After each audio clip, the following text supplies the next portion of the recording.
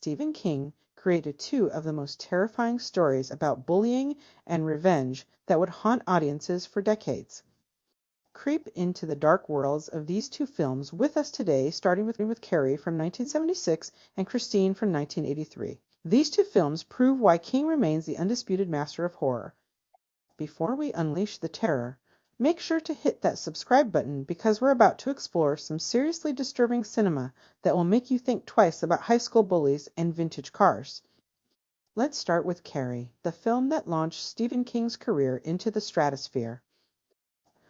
Released in 1976, this supernatural horror masterpiece was directed by Brian De Palma, who brought his signature visual style to King's debut novel.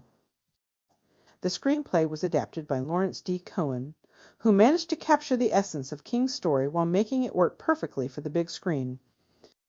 The cast was absolutely phenomenal.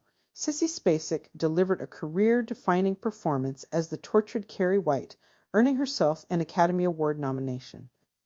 Piper Laurie was equally terrifying as Carrie's fanatically religious mother, Margaret White, also receiving an Oscar nomination. The supporting cast included Amy Irving as Sue Snell, William Catt as Tommy Ross, and John Travolta in one of his earliest film roles as the cruel Billy Nolan. Now let's talk about what makes Carrie so disturbing. The story follows Carrie White, a shy and awkward 17-year-old girl living in the small town of Chamberlain, Maine. Carrie endures constant bullying at school and lives with her extremely religious and abusive mother at home. The nightmare begins when Carrie experiences her first period in the school shower, having never been taught about menstruation by her mother. The other girls in the locker room, led by the vicious Chris Hargensen, humiliate Carrie by throwing tampons and sanitary pads at her while chanting cruel taunts. This traumatic event triggers something. Extraordinary and terrifying in Carrie, she discovers she possesses powerful telekinetic abilities. As Carrie's powers grow stronger, fueled by her emotional turmoil, she begins to gain some control over her life. Sue Snell, feeling guilty about participating in the shower incident, convinces her boyfriend Tommy Ross to take Carrie to the senior prom as an act of kindness. Meanwhile, Chris Hargensen, banned from prom for her cruelty, plots a devastating revenge. He's gonna laugh at you. They're all gonna laugh at you. The prom initially seems like a fairy tale for Carrie. She's crowned prom queen alongside Tommy, experiencing her first taste of acceptance and happiness, but this joy is short-lived. Chris and her boyfriend Billy have rigged the election and prepared a horrific surprise. They dump a bucket of pig's blood on Carrie just as she accepts her crown. The humiliation is unbearable, and Carrie's telekinetic powers explode with unprecedented fury. She locks all the doors to the gymnasium and unleashes supernatural chaos. Students are crushed, burned, and killed as Carrie's rage manifests as deadly force. Tommy dies when the bucket strikes his head, and the prom becomes a bloodbath. Carrie's revenge doesn't end at the school. She uses her powers to destroy much of the town, causing explosions and fires as she makes her way home. In the film's climactic confrontation, her mother attempts to kill her, believing Carrie is possessed by Satan. In self-defense, Carrie uses her powers to crucify her mother with kitchen knives. But the effort proves too much, and both mother and daughter die as their house collapses around them. The ending delivers one final shock when Sue Snell visits Carrie's grave. As she places flowers, Carrie's bloody hand suddenly bursts from the ground, grabbing Sue's wrist. This turns out to be Sue's nightmare, but it perfectly captures the lasting trauma of the prom night massacre. 7 years later, Stephen King returned to terrify audiences with Christine, directed by John Carpenter, the master of suspense behind Halloween and The Thing. The screenplay was written by Bill Phillips, adapting King's novel about a possessed automobile. Keith Gordon starred as Arnie Cunningham, a nerdy teenager who becomes obsessed with a vintage car. John Stockwell played Dennis Gilder, Arnie's best friend who watches helplessly as his buddy transforms. Alexandra Paul portrayed Lee Cabot, the girl who comes between Arnie and his deadly automotive obsession. Christine tells the story of Arnie Cunningham, an awkward high school student who's constantly bullied and has no confidence with girls. Everything changes when Arnie discovers a dilapidated 1958 Plymouth Fury. Despite the car's terrible condition and his friend Dennis's warnings, Arnie becomes completely obsessed with the vehicle, which he learns is named Christine. As Arnie restores Christine, strange things begin to happen. The car seems to repair itself, and Arnie's personality undergoes a dramatic transformation. He becomes more confident, aggressive, and increasingly possessive of his car. When bullies vandalize Christine, the car begins taking revenge, hunting down and killing those who wronged Arnie.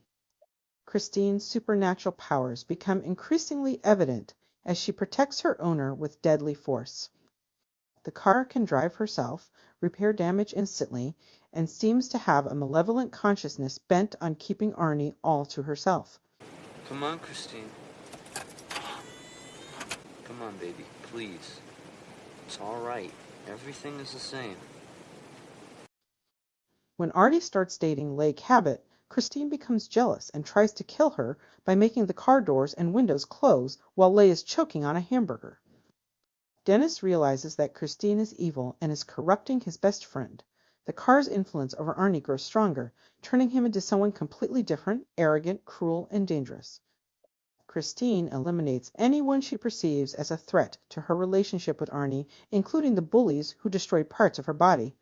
The climax occurs when Dennis and Leigh team up to destroy Christine once and for all. They use a bulldozer to crush the demonic car in an auto junkyard. As Christine is destroyed, Arnie dies as well, his life force apparently connected to the vehicle. The film ends with Christine appearing to be completely destroyed, but in true horror fashion, a piece of the car's wreckage twitches slightly, suggesting the evil may not be entirely eliminated. Both films explore themes of teenage alienation, bullying, and the devastating consequences of pushing vulnerable people too far. They showcase Stephen King's genius for taking ordinary situations, high school social dynamics and car ownership, and twisting them into nightmare scenarios that feel disturbingly plausible. While Carrie is belittled and bullied at school, her home life is also disappointing from her mother's torment against her, leaving no outlet for Carrie to fall back on. No friends, no peace, and very little joy. We see Arnie being bullied and mistreated for being different as well. The bridge that connects these two characters is their mistreatment for being different. Many times, bullies will target those who are quiet, shy, and different. Although these are the tie-ins for the characters, I feel the message and connection in the films is a bit deeper. Stephen King created two masterpiece films that encourages us to see that bullying is horrible, wrong, and can sometimes go way too far. But I think the deeper mind-gripping message he's sending is to the bullies by saying, push too much and the pushback, when it comes, could be deadly. I think Carrie's silence and tolerance led to her abilities, and Arnie poured love into a thing without rejection or hurt, that he believed loved him back. Another tie-in is Carrie's mother and Christine represented the controlling spirits over Carrie and Arnie. Carrie desperately wanted to have and control her own life, as did Arnie, but they both drifted from bullying to manipulation. Both of these movies had great casting and acting. The direction was great, and the plots were chilling. In spite of that, I feel both books and films are a warning to bullies. Don't push, don't be cruel, and either respect people's differences or just leave them alone because you never know what they can be capable of or what you can drive them to do. Please let me know your theories and what you feel connects these two films in the comments, and thank you so much for watching. I'll see you next movie.